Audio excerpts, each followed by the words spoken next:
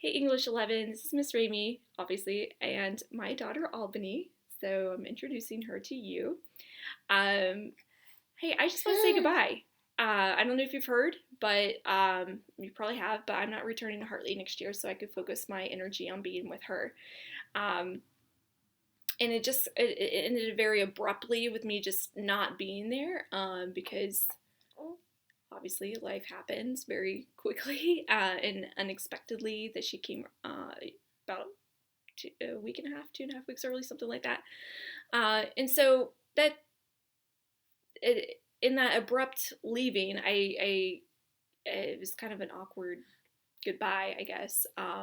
So to make that to give a little bit more closure, I just wanted to say goodbye on a video in case I do not see you. I will be around. Yep, you're talking, huh? Say hello, everyone.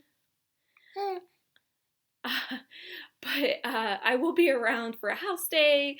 I will be around maybe for the senior honors assembly, and I will be at graduation. So if you happen to see me, feel free to say hey and bye or whatever.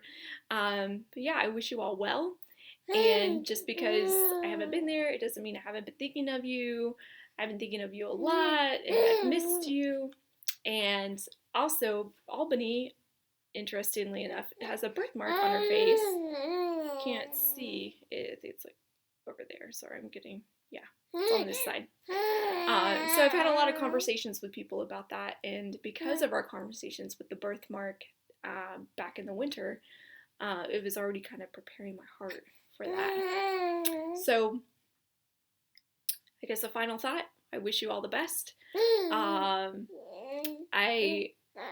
believe that you will all do great things with your life or with your lives. Have to be plural there, being an English teacher. Gotta get my all the endings consistent. So yeah. All right. God bless you guys. I hope to see you before the end of the school year. If not, you are all of my thoughts and prayers, and I have been blessed by all of you. All right. Bye.